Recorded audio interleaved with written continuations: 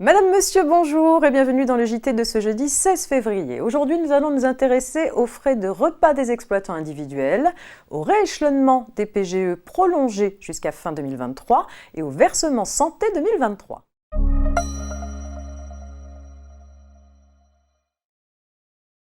Les professionnels exerçant une activité BIC ou BNC peuvent sous certaines conditions déduire leurs frais de repas pris en dehors de leur domicile lorsque celui-ci est éloigné du lieu d'exercice de leur profession. Il faut que ces dépenses soient nécessitées par l'exercice de la profession, qu'elles soient justifiées et ne soient pas excessives.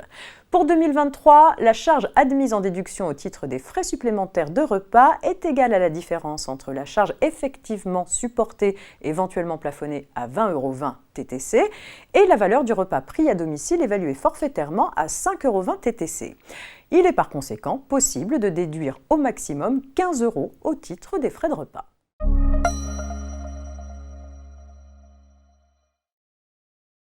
Créés en mars 2020, des prêts bancaires garantis par l'État, dits PGE, avaient été mis en place pour soulager la trésorerie des entreprises affectées par la crise sanitaire. Selon le ministère de l'Économie, la grande majorité des entreprises ont remboursé sans difficulté leurs PGE en 2022, mais le contexte actuel marqué par la crise énergétique fait redouter des difficultés de trésorerie pour certaines entreprises.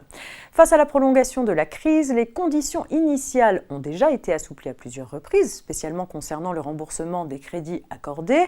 Elles ont été aménagées il y a un an au profit des TPE-PME bénéficiaires d'un PGE d'un montant inférieur ou égal à 50 000 €.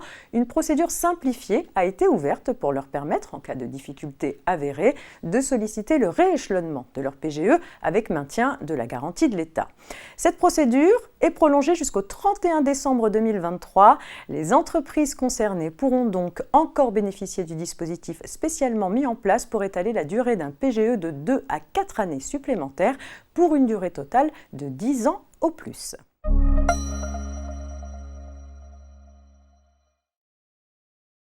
Le versement santé sert à financer une complémentaire santé individuelle que les employeurs doivent verser à certains salariés, généralement en contrat court, lorsque ces salariés demandent à être dispensés d'affiliation à la complémentaire santé d'entreprise.